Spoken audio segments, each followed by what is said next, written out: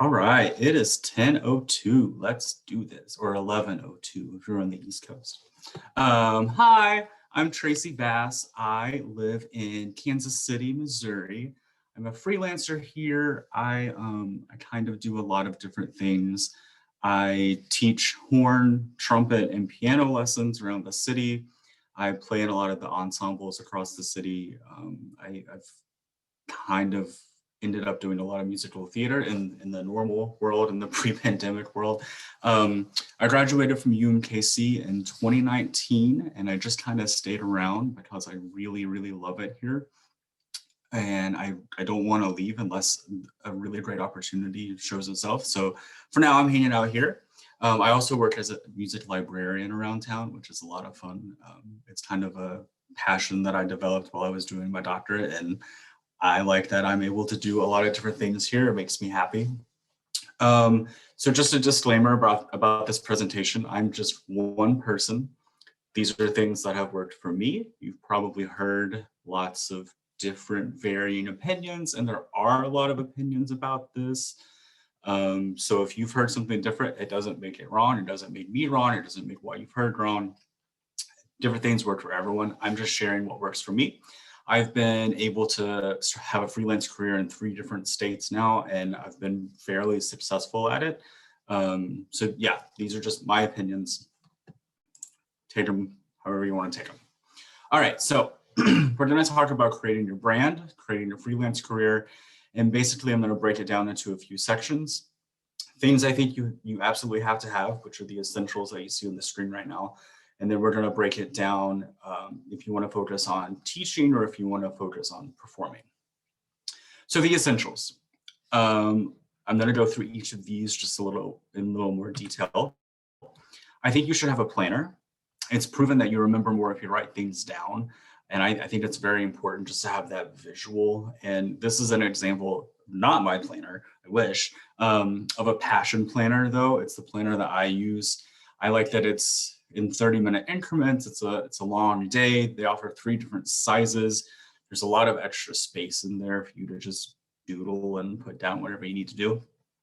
But any planner, write things down. Don't trust technology, especially given this workshop that we're doing right now. There's a lot of us in different time zones. Do that math in your head. Don't rely on your phone or your computer to do that math for you, because it can mess up. I've seen it mess up. It happens. Make sure you have plenty of extra space in whatever planner you get, just so that you can jot down ideas or take notes, or if you meet someone, you can write down their information really fast if you don't have your phone on you. You just never know what you're going to use that space for. So I like having extra space just to just vomit information into whenever I need to. And this doubles as a journal. I keep all of them. I have that are behind me. It's a huge stack of every planner I've ever had since, gosh, probably like 2005. And I write down everything in there, every rehearsal, every gig I've had, every lesson I've taught. It's in there, so that I can come back to it later and see like, oh wow, I've done a lot of stuff. And we'll get into a little more detail about why that's important later as well. Have a professional email address if you can. Incorporate your name. Make it as easy as possible so that you can just spout it out to someone and they understand what you're saying. Mine's just tbass.horn@gmail.com. I've had it for forever. It works for me. No numbers if possible. That can just kind of complicate things, but sometimes they can be really cute and fun. So I get it. Check it frequently. I mean, we live in 2021. We all have our email on our phones now. And however attached you are to that is your own thing. But make sure you are checking it at least daily. Some people only check it on their computers or when they're at work or whatever. And I have this thing that I call the 5-minute rule. If I'm checking my email, I make sure I have time to spend a little time on my emails. And if there's something in my inbox that would take me 5 minutes or less to respond to, I just do it. Get it out of the way. Most emails will take 5 minutes or less to respond to. So just do it. And then they're done. You don't have to think about them later. You won't forget them later. Just go ahead and take care of them. I received that advice years ago, and it's something that I think really has saved me in a lot of situations where normally I would procrastinate, and I don't know why, because it would have taken me 30 seconds to reply. And then also set up your signature. This should have your name in it, obviously. But if you have a website, put that link in there. I can't tell you how many times I've sent an email to someone and they'll respond and be like, oh, I looked at your website. You know this person, or you've done this thing. How cool. Like, your website's great, whatever. You never know who's going to look at it. And it just gives someone like a little place to go look for a little more information about you if they want to. And it's something that's not social media, which is very important.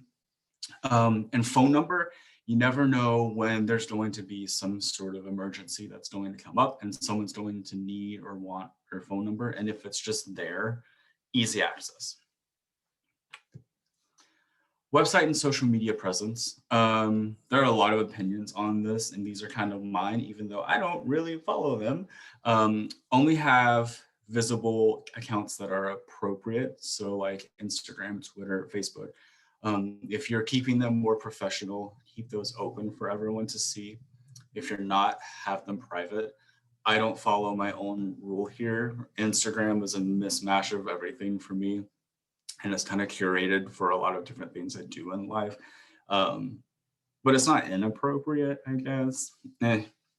Just make sure there's nothing that a potential employer could look at and say, I don't know that this person is someone I want to work with. Second thing here is make a website. If you don't have a website, I highly recommend. There's so many different tools out there. I use GoDaddy. It's really simple, and they have a lot of very clean layouts, which is why I went with GoDaddy. But there's a million options now. My first week of my master's degree, Jeff Nelson walked into our studio class and said, who has a website? And like 2 or 3 of the 50 of us raised our hands, and he was like, all right, you have a week. And we had a week, and that was our assignment for the first week of school. We all had to have a website.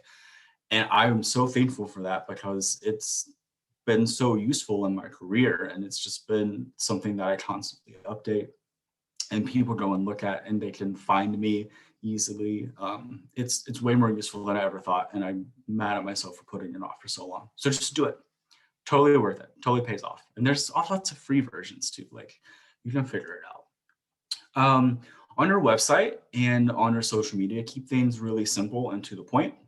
Basic information, where you're from, what you're currently doing, and what you want to do are a lot of things that people look for, especially if you're applying for jobs.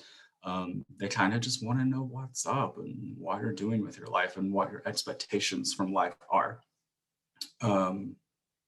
Yeah, so I have that in a bio. And then have recordings and video if you have them.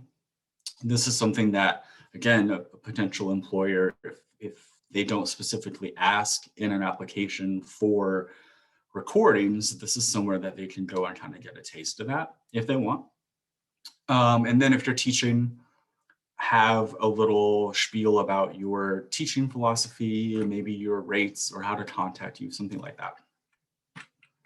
A business card. This is my number one essential that I think everyone should have, even though it's 2021 and you can easily share anything on your phone in 2 seconds. Have a business card, because you're going to be working with people of all ages. And this is something that across generations, people have just had.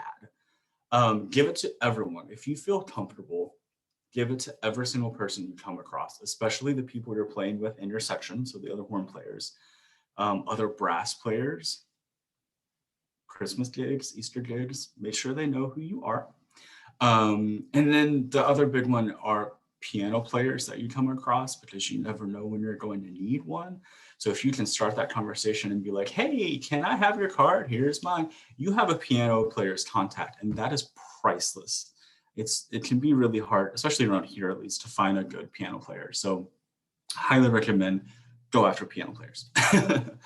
Don't be afraid to hand it out. It seems really, really weird, and you might feel self-conscious about it, but you'd be surprised how many people have them. And then keep the ones that you get, because you never know when someone's going to be like, hey, I need a clarinet player. Do you need one? Or do you know one? You can pull out your stack of cards and be like, hey, I know this guy. You just never know.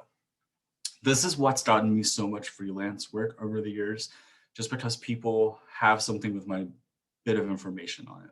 Like this piece of paper is invaluable. So have a business card, even though it sounds cheesy. Um, and another thing, when you give it to someone and ask them if they have one, and if they're like, no, but I can give you my number, be like, hey, my number is on my card. Just shoot me a text with your name and phone number. I'll add you. That way, you know that they have probably put you in their phone, which is even one step further. Have a business card. Resumes and CVs. I, until post grad school, didn't really realize how important these are. So go ahead and start young. If you are undergrad, whatever, start now. Just throw information onto a page, organize that as you need, and as you need to start giving it out. Get lots of help with this. Talk to your private teachers, talk to your academic teachers, talk to your work employers. What do they want to see? What type of layout do they want? There's a million different types and versions of this. Do something that's unique. Try to not exactly copy anything else.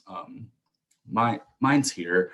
I think I used just like a Google Docs version that they had. And this is my like performance one. Something else that's useful is Canva, C-A-N-V-A. I don't know if any of you have heard that. You can make all sorts of social media and graphic design type things there.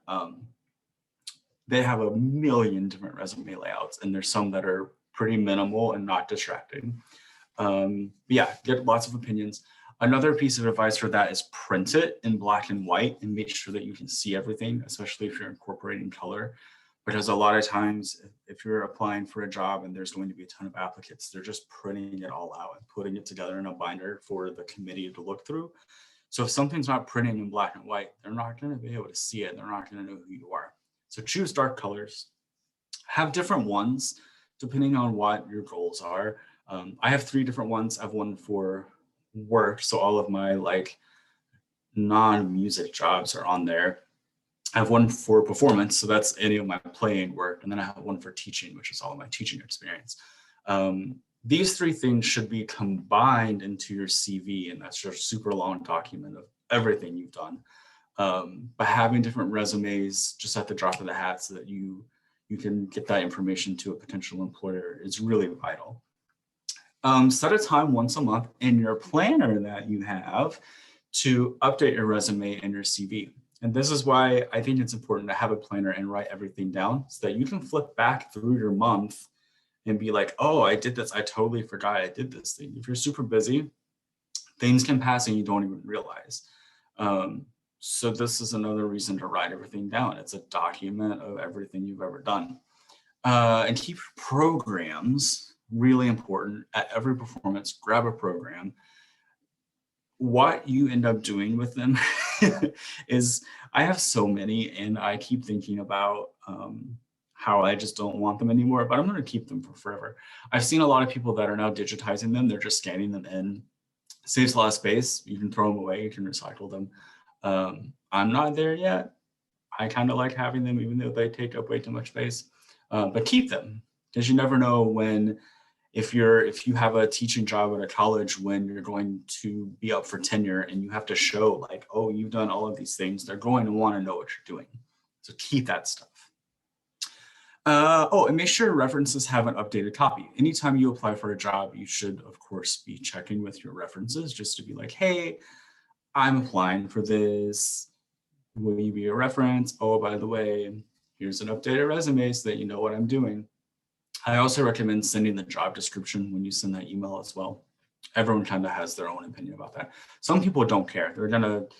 They have a general good spiel about you that they're gonna say either way, so it doesn't matter. But it's just good information for them to have. Your references, speaking of, have a variety.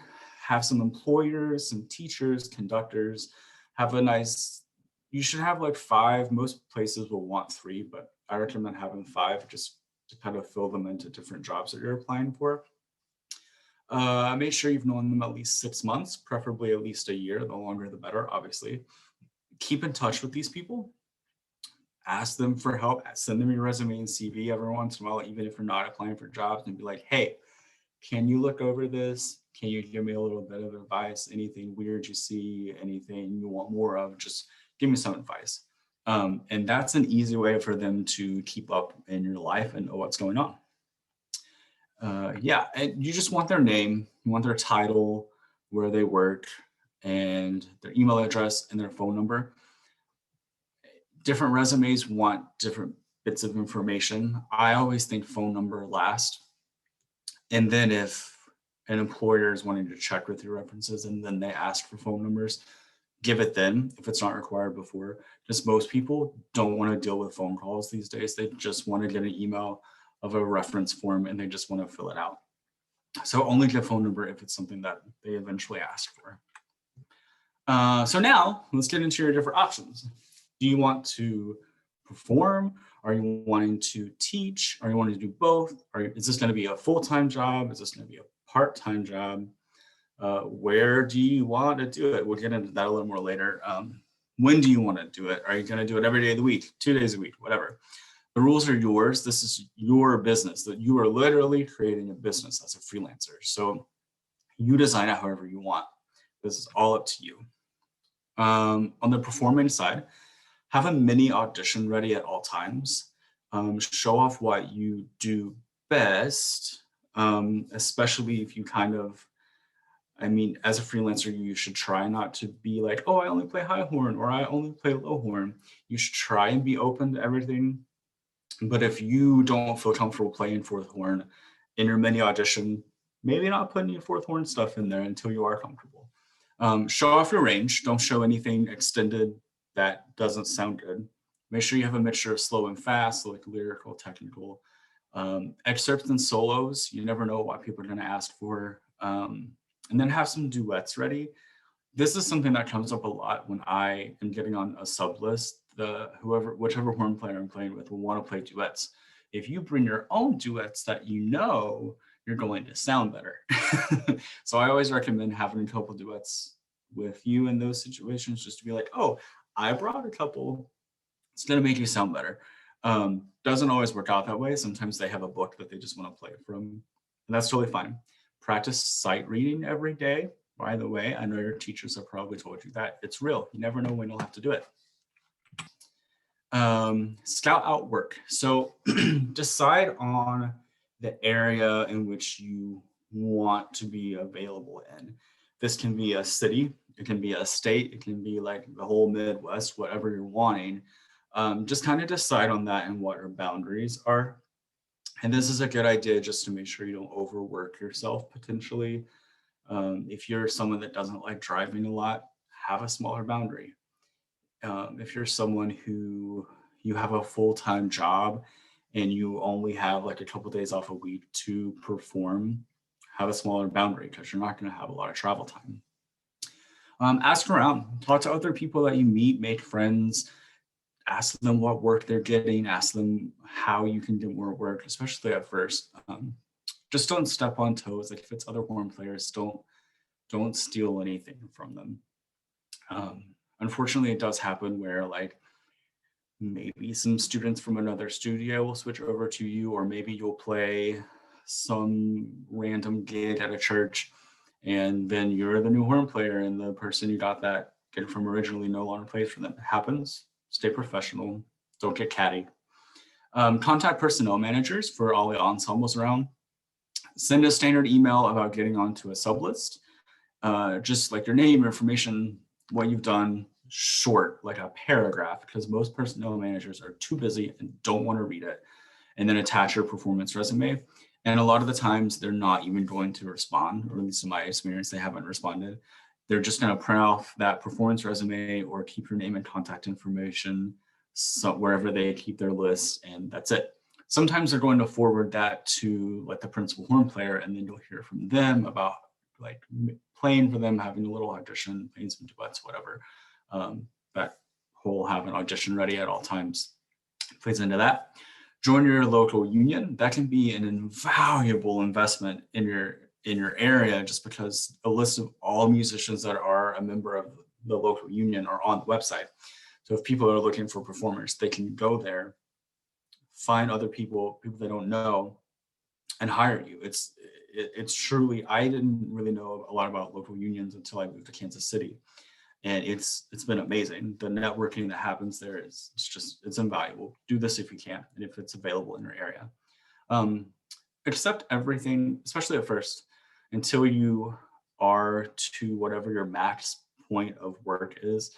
Accept everything. And there's a lot of varying opinions about working for free or working for a little money. If you're new to this area and you don't have anything else, accept everything within reason. Like if you can do this work and it only pays $50 for like 4 hours of work, suck it up. You're not too good for it. I know you actually are, but you're not, because you're new here. You're at the bottom of the barrel. Go and do it. You never know who you're going to meet. When I lived in Indiana for a while, and one of my gigs where I got the most work from didn't pay. It was a wind symphony that played in Indianapolis. We did like 4 concerts a year. I got so much work just from knowing the people in that ensemble. So for me, yes, I will come and play for free for you, just because I know I'm going to make a few $1,000s doing other work from knowing these people. Totally worth it. And you never know when situations like that can occur. So this is just another way to network and meet people. Meet everyone you can and pass out your card. Hey, you have a card now. Make sure you're giving it to people. If you're not getting the work, or if you're not having the specific types of work you are wanting, make it happen. If you want to be a chamber musician, form a chamber ensemble, make friends, find other people that are getting the type of work you want, and be like, how can I make this happen? It's not that hard. It does take a lot of work. But it's totally possible to make whatever career you want happen. It just takes time. You have to be patient. On the job, this is a Marty Hackelman quote. Behave yourself, sit down, shut up, do your job.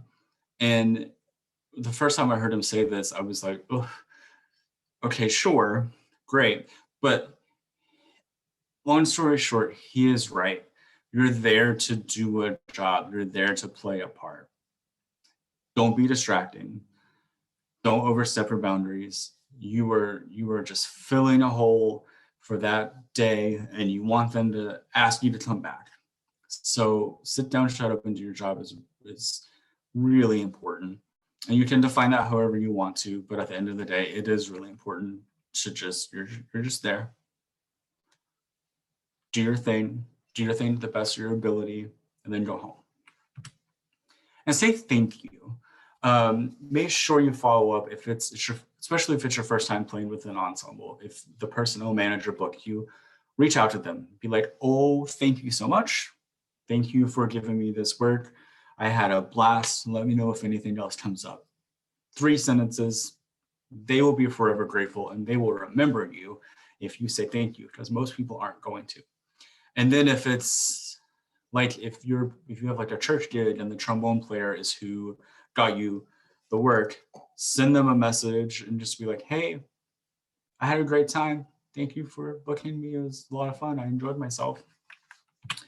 We're going to rush through this because I am almost out of time. Teacher, make a list of everything you have to offer as a teacher. So that can be marching band, color guard, what instruments you teach, whatever. Make a list, and you're going to put this into an email.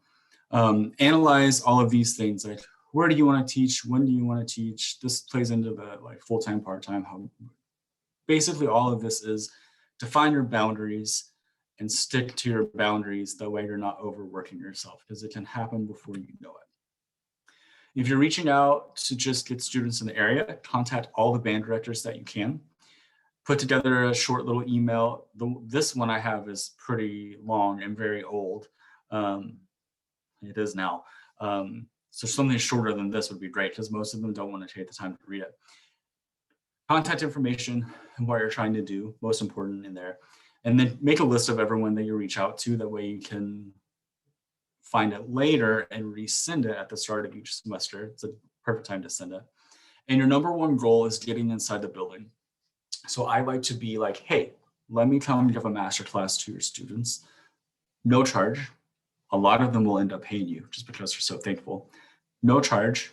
Just let me get in and meet your students, especially in 2020, 2021 in this pandemic. If you can just set up like a Zoom masterclass, it's so perfect right now because it's so easy. You don't have to go anywhere. Your number one goal is just to get those students to see you and have interest in taking lessons. It's so easy after that because they're going to go home, they're going to be excited, they're going to tell their parents, and the parents might even be like, oh, this is probably a good idea. Let's get you into lessons. Make a flyer. So attach this in that email to the teachers, just with your contact information and what you're trying to do and something that catches the eye. I have that horn there. I found that clip art years and years and years ago, and I've just kind of stolen it. Oops. This flyer in that email that you're sending, be like, hey, can you forward this to the parents of the horn players? Or can you post this on a bulletin board in your classroom? That's a great first step, and it gets your name and information and kind of the idea in the head at least. And if they're already thinking about lessons, great, they're going to contact you. But then this is a nice thing to have after that master class, just like a follow-up to send out to remind people, hey, like I teach lessons, hey. Pricing, start low, and then once you hit whatever your goal amount of students is, grow from there. Trust me, I believe you are all worth $100 an hour. You deserve to be making that.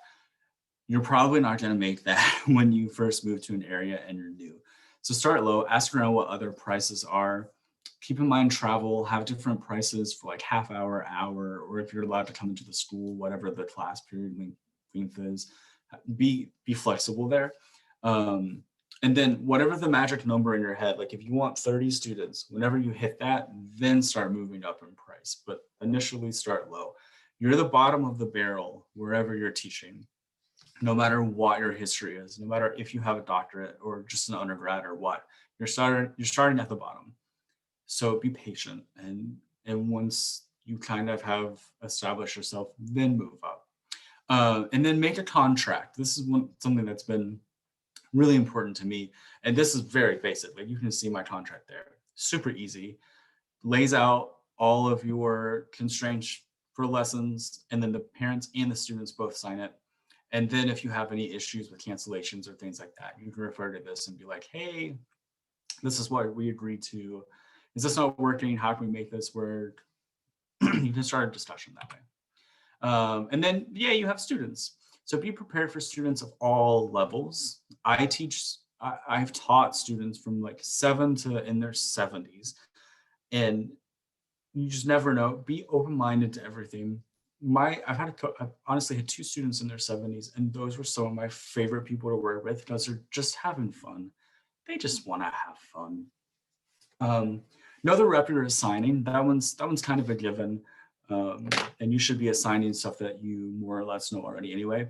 But if students are bringing things to you that they want to learn that rep to the best of your ability, like within the time that you have. But at least familiarize yourself with it, listen to it. That way, when they bring something to you after a couple times, you can at least like kind of know what's going on and be more helpful. Know what their goals are. Know why they're taking lessons. Is it just because mommy and daddy are making them? Or is it because they want to get into all-state band, or they want to make a goal that's solo and ensemble? You never know. You never know. Some people just are doing it for fun, and it's going to be like something that's not stressful in their life, and they just want to be better at their instrument. That's perfect. That's all we ask. So just kind of know where they're coming from. And these goals can change over time. So make sure you follow up and have that conversation with them along the way. Create a goal sheet with your student. This can be every semester. I give another lecture about mind mapping, and it's on my website. You can go through the slides there. Just another way just to like keep track of what's happening and what they want to get done. Find out what opportunities are in the area for your students. Do you have a youth orchestra? Is there all-state? Is there region, district, county? Is there like a horn club? Like in Kansas City, we have the Kansas City Horn Club, and anyone of any age can join it and participate in it. Just find out what else is available. You're going to have students that are all in and want to do everything. And you're also going to have students that don't care. And that's fine. I've learned over the years to not really force stuff on your kids, especially like high school, because they're so busy and they just want to get into college. So if they absolutely don't want to do something, that's fine. As long as I know the information, know it's available, that's enough. And then have studio recitals. The parents will love you. I can't tell you how many parents I've had come up to me after studio recitals crying because that's something they never thought their child would do. And they're just so happy and so thankful. And get them involved. Like, spin this idea to one of your parents, be like, hey, I want to give a recital. Where should I do it? They will plan it for you.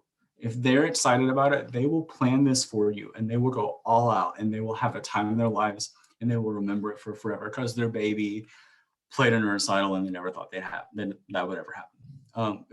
Plus it's just fun.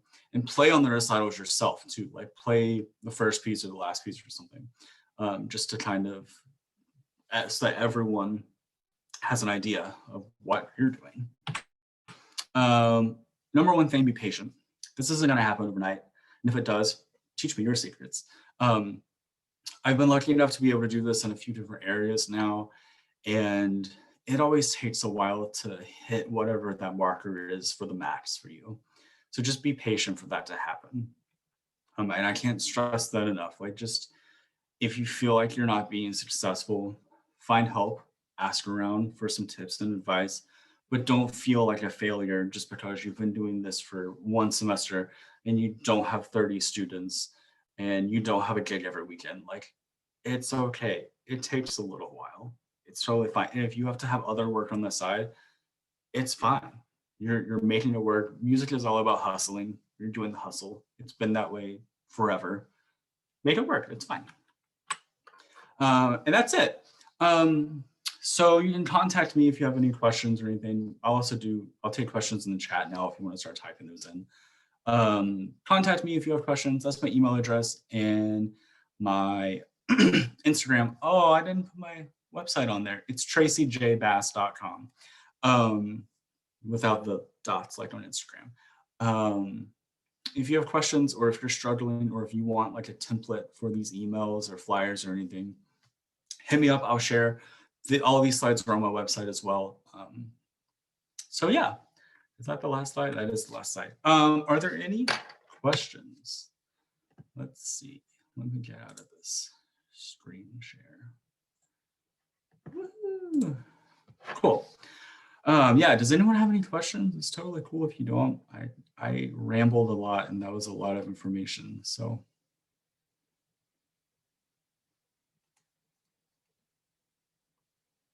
yeah, no, maybe so.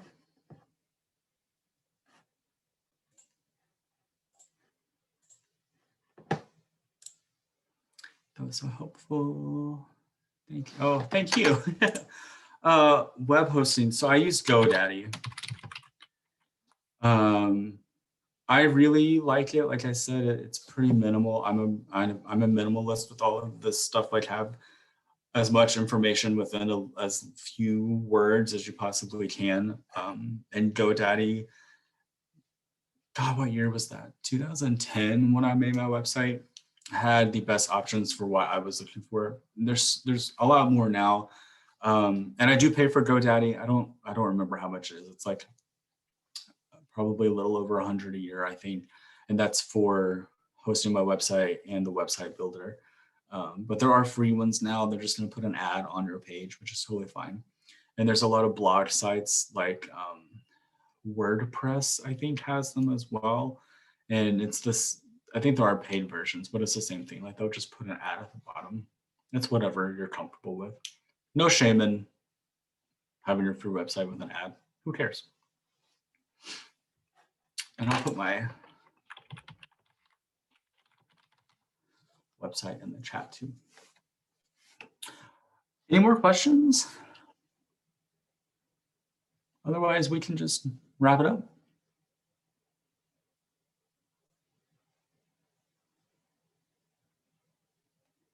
Trying to think if I have any more tips or anything.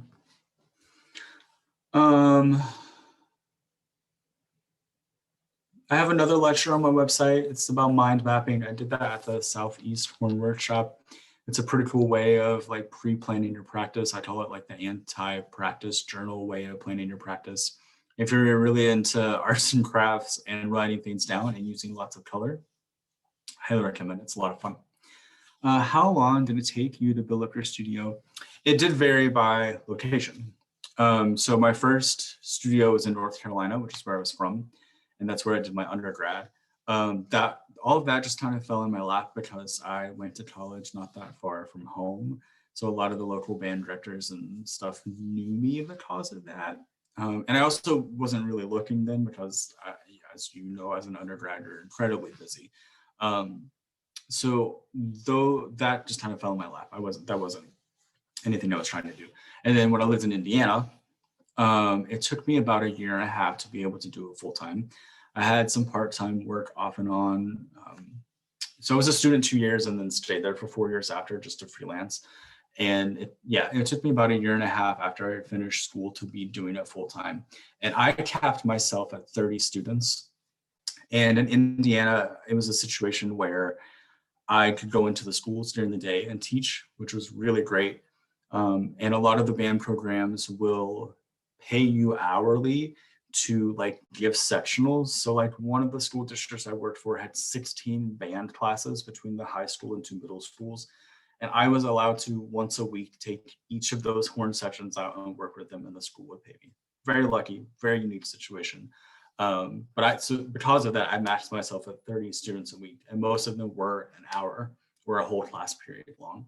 And then I only taught Monday through Thursday. Friday, Saturday, Sunday, I saved for gigs, any rehearsals, stuff like that, or a weekend, a break, time off. It just kind of depends on your area, what your schedule will look like. But yeah, it took me about a year and a half when I was in Indiana to be able to do it full time. And then here in Kansas City, there's way less pressure on students to have private lessons. So when I was still a student, I taught probably up to 20 lessons a week by the time I was done, which was a lot while you're trying to write a dissertation. And since then, I've kind of weeded it down a little bit because I do have a full-time job as a music librarian here. So I have 12 students now. And like I said, that's a mixture of horn, piano, and trumpet. And that's perfect for me in my current situation. I don't know that I would want to have more than that. But that also took a couple years. Like it probably took 3 years before I felt like I was maxed out. And with my job that I have here, it's really flexible because we're all musicians in some capacity. So we help cover each other. And I work like nights and weekends. So if I sub with the symphony here, rehearsals are during the day, so that doesn't conflict with work. And then I'm off Friday, Saturday nights, Sunday in the middle of the day. So it doesn't conflict with any gigs I would have. You just kind of have to make it work. And I got some really good advice from a conductor lately who I was kind of like, I have a lot of interests. I have like four things in life that I love doing and would love to make them my career. Playing horn, teaching horn, an academic music librarian, and a performance librarian. So that's like an orchestra librarian. I love all 4 of those things pretty much equally. And I would love to be doing all 4 of those things. And I was like, I don't know how to navigate life post-graduation to launch me into a career. And he was like, you're thinking about this completely wrong. He's like, you've already made this happen. You're literally already doing all 4 of those things. And it made me really take a step back and evaluate like, oh, he's right. I did kind of create my own career. I created my own business. I get to do all of those things here. And it just kind of happened. So as you're setting up your freelance life, take a step back and be like, okay, how do I manifest? I don't know that I like that. How do you cultivate this life for you where you get to do a variety of things and you get to do everything you like? If you're working hard in each of those areas, it's going to happen and you might not even realize it. At least that's what happened to me. And I know a lot of other freelancers that they figured it out. They knew exactly what they wanted to be doing and it just kind of worked. It does take time though, so be patient. Don't feel like a failure if after 6 months, like I said, you don't have 30 students and you're playing a concert every weekend. Like, it's fine. I just ramble a lot. Are there any other questions? We're over on time, but I can stay and chat if y'all have anything else.